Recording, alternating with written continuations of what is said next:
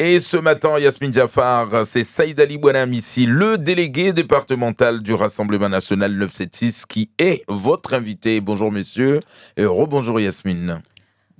Bonjour messieurs, bonjour les Mahorais et les Mahoraises qui nous écoutent. Bonjour, bonjour à vous, monsieur Saïd Ali Bouanam ici. Alors, Mayotte est paralysée. Les Mahorais, les automobilistes mahorais sont pris en otage par les délinquants depuis très tôt ce matin. Il y a eu des agressions, des affrontements entre délinquants et forces de l'ordre. Et c'est dans ce contexte qu'arrive le ministre Philippe Vigier à Mayotte ce matin. Quelle est votre réaction d'abord sur ces violences ? Madame, je constate que cette violence est déjà banalisée à Mayotte. C'est devenu notre quotidien et les Mahorais en ont marre, il faut le dire. Mayotte s'est habitué à l'inacceptable maintenant. Et drame après drame, pourquoi ?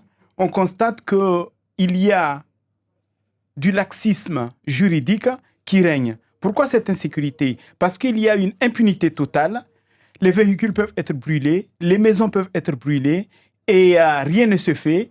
Quand il y a les forces de l'ordre qui travaillent difficilement, la police et la gendarmerie arrivent à arrêter certains délinquants, certains terroristes, il faut le dire. Qu'est-ce qui se passe ? On les amène on les présente au juge et ils sont libérés. La preuve en est un exemple flagrant. Je n'ai pas commenté une décision de justice, mais la semaine dernière, ou je ne sais plus cette semaine, les délinquants qui ont massacré, qui ont abîmé les véhicules de police, qu'est-ce qu'ils ont eu ? Ils ont été libérés, juste une condamnation avec sursis. Donc on a affaire à une justice laxiste qui laisse faire les délinquants, c'est ce que vous dites ? C'est ce qu'on constate, en tout cas c'est ce que les Mahorais constatent. Selon Moussa Mohamadi Bavi tout à l'heure, il disait qu'à l'époque de Nicolas Sarkozy, tout était plutôt calme et que ce serait plutôt un républicain à la tête de l'État français qui pourrait en venir à bout de ces violences. C'est aussi votre avis ? Moi, je dirais un républicain. Je dirais, mais ces gens-là, les républicains, ce qu'on va dire, ils étaient au pouvoir durant ces 20 dernières années, ils n'ont rien fait. C'est eux qui ont commencé à le laisser aller total et la situation maintenant est hors contrôle. Que ferait une Marine Le Pen alors, présidente de la République dans ce cas-là ? Eh bien, Marine Le Pen, présidente de la République, pourquoi ça ? Parce que, premièrement, Marine Le Pen a demandé tout simplement à renforcer les moyens de la justice, à refuser les aménagements de peine, tout simplement, à condamner les mineurs. Il n'y a pas d'excuse de minorité tel qu'on le voit, que les mineurs ne risquent rien à Mayotte, tel qu'il se passe ici. Pour moi, ce ne sont pas des mineurs, mais bon, comme on le dit, ce sont des terroristes. Premièrement, donc, pas de sursis ni aménagement de peine et toutes les condamnations de moins de 6 mois ou de plus de 6 mois, doivent être exécutées entièrement. Deuxièmement, c'est le renforcement des sanctions, évidemment, envers ces mineurs-là. Et troisièmement, mettre fin, et j'insiste beaucoup là-dessus, mettre fin et stopper l'immigration. Stopper l'immigration, mais aussi stopper toutes les pompes aspirantes qu'on les voit, qui sont les allocations familiales, qui sont les aides, et même voir, puisqu'on le constate ici à Mayotte, nous on insiste, et ça en fait partie du programme de Marine Le Pen, c'est arrêter la construction des écoles. Arrêter que nos élus demandent une construction d'un hôpital, 2e hôpital, 3e hôpital, tout ça. Est-ce que ce serait punir les étrangers en situation irrégulière ? Ce serait punir les Mahorais si on n'a pas d'hôpital, si on n'a pas d'école pour scolariser les enfants ? Mais madame, qui serait puni ? Mais madame, je suis sûr que votre enfant, vous l'envoyez soit dans le privé ou à l'extérieur. Je ne cache pas, mais moi, je l'ai fait. Voilà, donc tous les Mahorais qui travaillent, qui paient des impôts dans cette île, envoient leurs enfants ailleurs, ou dans des écoles privées, et non pas parce que nos écoles sont surchargées. Cette île et c'est quoi la raison ? Ne mesure que 374 000 carrés, ce sont des pompes aspirantes. Il n'y a pas que les allocations familiales qui sont à 50% de moins par rapport à la métropole, on le sait très bien, mais il y a aussi ce qui les amène ici. C'est quoi ? C'est la santé. et vous ne pouvez pas vous soigner. Vous êtes obligé de partir à l'extérieur. Saïd Ali Bonham, ici, il y a ce projet de loi immigration qui fait la navette parlementaire, qui est arrivé hier en commission des lois, chez les députés. Qu'attend le Rassemblement national, en tout cas pour Mayotte? Attendez. Déjà, vous voyez que c'est une cacophonie qui s'est régnée. Même les députés LR, qui sont majoritaires au Sénat, qu'est-ce qu'ils ont fait sur l'article 3? Ils l'ont modifié. Ils l'ont modifié en pompant un article 4 qu'on ne comprend même pas. Ils l'ont durci quand même. Bon, ils l'ont durci, c'est ce qu'il faut dire, mais tout simplement, c'est une façon de dédouaner de l'erreur. Mais ce sont les LR, je dis bien les LR, qui ont rejeté l'amendement concernant les titres territorialisés.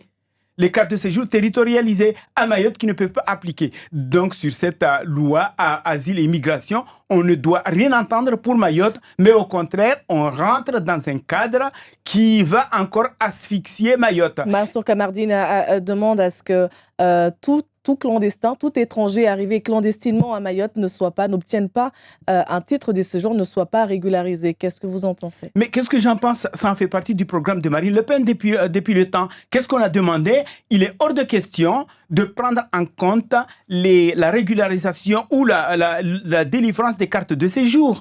Tout simplement, on doit le demander au territoire d'origine ou les territoires environnants. Quand on part, qu'il soit en demande d'asile, qu'il soit immigré, on doit le demander pour pouvoir rentrer dans nos pays.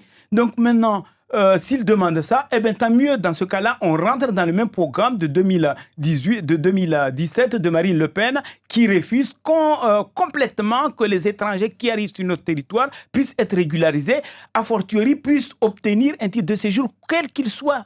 Saïd Ali Bonham, ici, Philippe Vigier sera à Mayotte tout à l'heure, en tout cas dans la matinée. Est-ce que, donc, il arrive dans ce contexte très tendu, violence, agression, affrontement, que peut-on espérer de cette visite?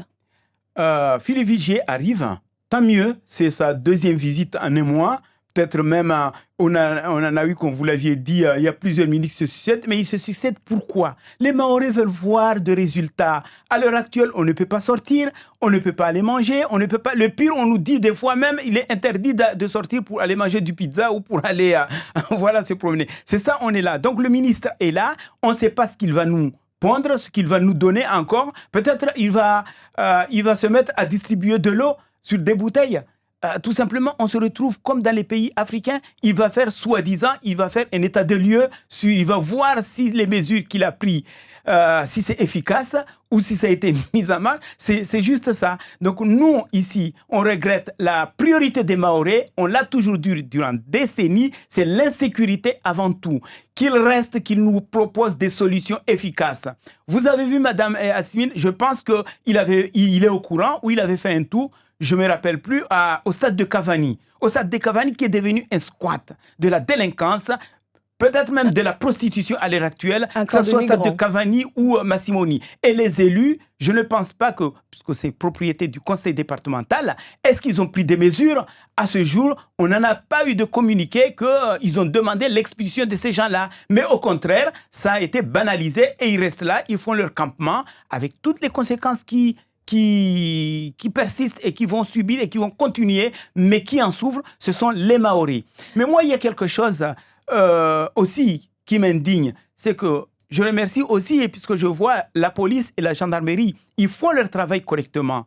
Mais je suis désolé de comprendre et de voir que tous ces gens-là, tous ces terroristes, ces mineurs qui sont reconnus, dont les policiers les connaissent, et dont ils ont même des cartes de fidélité. Maintenant, on les arrête, on les amène là-bas, et puis après, on les... Mais c'est quoi la solution? La solution pour vous, c'est la prison à chaque fois?